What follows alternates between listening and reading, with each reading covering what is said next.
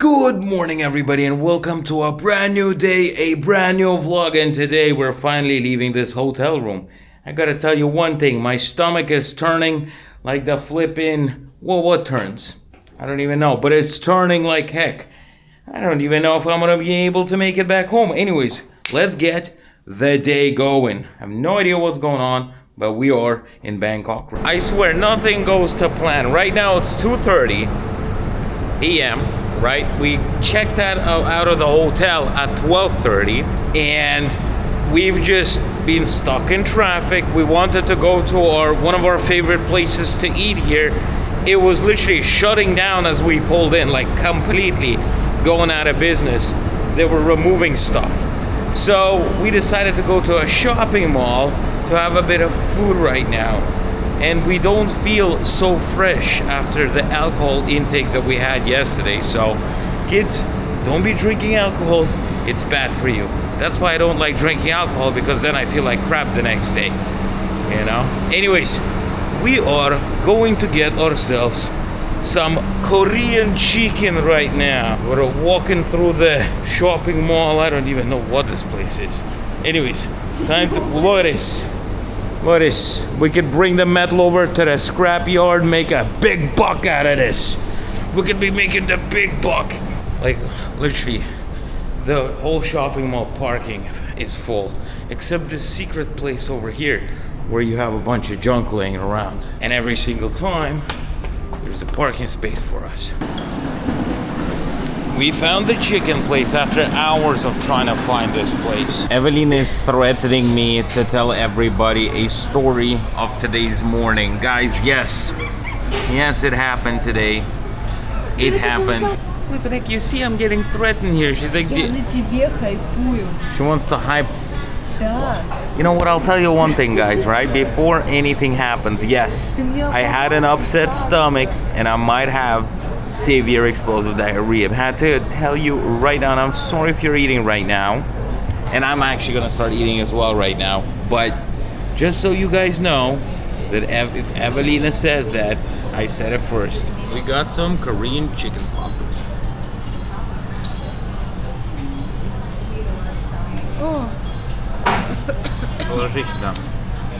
Ostro. I was a bit too spicy for Evelina. It's actually pretty good though. Oh, this looks pretty good. Alright guys, as I told you before, I'm on a special diet. It's called the ramen diet. And if you didn't get the joke, it's not really a diet. It's not good for you, but I really like this type of stuff, so I came over to eat some good ramen.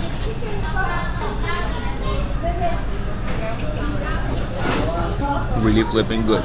So we ended up in a really fashionable street called Sanctioned, where all the fashionable people of Bangkok kind of go and chill out. Anyways, the parking here is just unbearable. I left my car in neutral, and I'm not even sure if there's going to be any other cars going to be able to get out of there, because the parking there makes absolutely zero sense whatsoever. But it is what it is.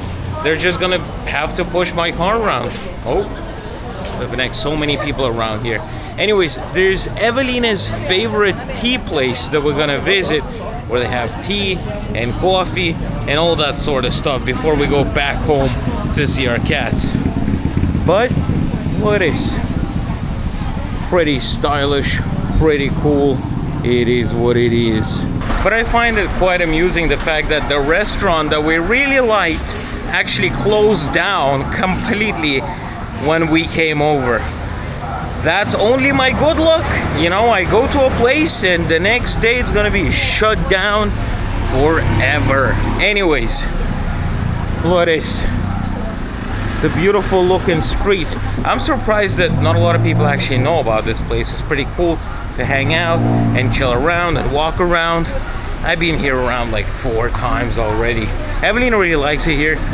I just go with the flow because, I mean, there's nothing that really interests me here at all whatsoever. So I'm just kind of walking around here, chilling around. There's a few restaurants, cafes, a few places where you can buy some old antique stuff and classical stuff, but It is what it is. Look at all those cakes. This is Evelina's favorite place, so we're gonna go here, drink some tea and coffee. Now I'm drinking a coffee over at this place, and I gotta tell you this, right? The only thing that I'm missing from drinking the coffee here is a slice of gabagool, you know? Evelina says, I'm drinking from the vintage cutlery, or whatever you call it, cup. Vintage cup. Is Anglia, From made in England. Made in England. British. This is, could be somebody drinking out of this before some tea or something, I don't know. But now I'm drinking coffee in Bangkok out of it. So when I was telling you about the parking situation, right, look at this. This parking lot was filled even more. Thankfully, it seems like they didn't have to move my car, but I had to literally park it like this to block the other cars in here. But it seems like everybody was able to get around it, and it doesn't look like somebody crashed into it, which is very nice. Very flippin' nice. Подожди. Evelina, what do you think? You're gonna open the door by yourself? You got a gentleman here. All right, now it's time to go back to Pattaya and see how our cats are. Flippin' heck, I really need to use the toilet. Really. And I'm not gonna go into the details of it either. Oh, I got back home, guys. I feel absolutely horrendous right now. And I gotta tell you one thing, right?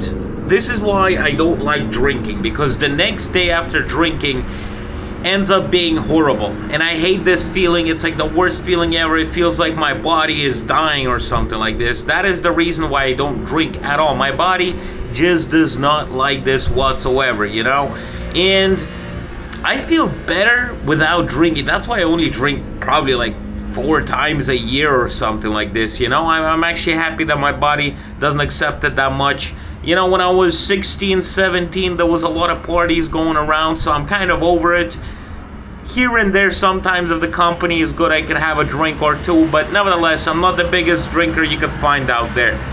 And I don't know what was going on, but I think that club had like bad alcohol, because I only had 3 drinks there, and oh my god, I think I have like poisoning or something like this. I feel like crap, and I don't even know why, because the drinks were pretty expensive over at that place, so I'm not sure how the alcohol could be bad, but it is what it is. You know, so since I got back home, there's not much to do now. I want to answer a few questions from a few people that messaged me, right? And I gotta tell you one thing. First of all, there was this guy called Joe22, says, that lady can't wait to ditch this draft dodger. She's very unhappy. His voice sounds fake. Worried about a Datsun. Really, should ask Putin for a frontline assignment and give us a real man content. You would have 1 million views in one day. First of all, why would you think that my girlfriend would ditch me because I do not want to serve in the army? That doesn't make any sense whatsoever. And she came with, we've been together for so long, and then this guy comes up here and says some stupid things like this, you know? Second of all, my voice sounds fake. How could a person's voice sound fake? That makes absolutely 0 sense whatsoever, you know? And should ask Putin for a frontline assignment. You know, the basement dwellers like this guy that messages has never been outside his house, you know? It's people like this that screw up a lot of the countries. They say all these bad things, they get people riled up against each other, and yeah, I mean, this is the problem. This is a global problem. People are literally trying to rile people up in the comment section, and you know, some people can join him, and they read his content and be like, yeah, you should be sent out to the war. You should go and record videos from the war. Are you out of your flipping mind? You know, some people are just insane. Now, the second thing I want to show you guys, this is me in 2011 in Ireland. Look at me. Yes, I was pointing the middle finger up, but it is what it is. 2011 Halloween in Ireland. Second question, and the last question I want to talk about, we got from Eugene Rossi, 1384. In a sense, you're right when you say we speak from the comfort of our homes, but it's also true that democracy in the West didn't come from heaven. Our ancestors earned it with blood, and during World War II, in Nazi-occupied European countries, partisans fought freedom and died. The Ukrainians are doing the same thing today. Meanwhile, Russians seem willing to make any sacrifice, including death, to obey their Tsar, including invading, killing other people. So perhaps you might think you're willing to die for freedom, as our ancestors did in the countries that are now democracies, rather than other reasons. Well, alright mate, you know, a lot of people don't understand one thing. A lot of countries right now, if you guys did not know, are literally having some sort of a conflict in another country right now as well. And countries, Western countries, have also invaded other countries, right? Full-scale conflicts as well. So talking about conflicts and Russians being somewhat quiet about it makes absolutely no sense. You know, a lot of countries cannot speak about this because literally their countries have done horrible things as well. Now you might be thinking, Ivan, what the heck are you talking about? Are you saying that the Ukrainian war is okay? No, it's not okay. I do not agree with the war whatsoever. I'm against the war from day one, from the day it started. I remember it. I was sending out posts on my Facebook about how horrific this stuff is and all of that. So, yeah, it's not good. But a lot of people say things like this. I mean, your own country has done some horrific things as well. Second of all, the German stuff, right? My great-grandparents actually fought as well. My great-grandfather was a tank mechanic, and my great-grandmother was a sniper, and she was in Stalingrad. So she was definitely fighting for freedom. Trust me. That was one of the most horrific wars ever. And battles of Stalingrad. So I can talk about that as well. Now, it seems like, you know, some people have this false idea about how easy it is to protest in Russia and how easy it is to change the regime. A lot of people don't understand one thing. What was possible to be done about 10 years ago is not possible anymore.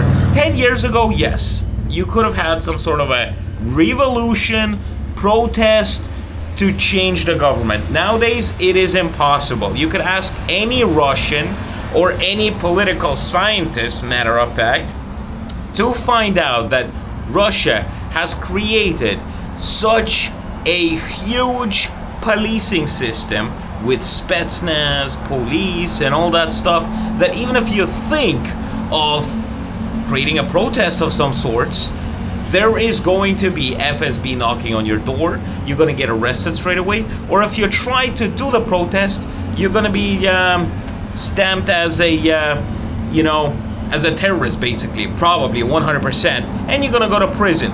And you gotta remember one thing. Imagine this: you're a family guy, you got like 2 kids or a kid or something like this, and you work, and you try to change something, which I'm up for a change, 100%. A lot of people notice, but imagine you're living day to day, right?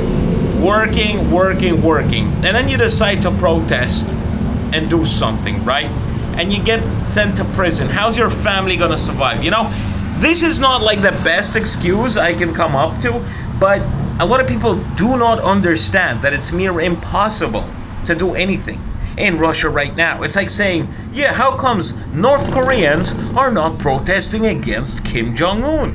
Why is nobody saying this about North Korea, for example? I seriously do not have an idea why nobody talks about that. Or maybe like Turkmenistan or a bunch of other dictatorship countries as well. Nobody talks about that whatsoever, and that's insane.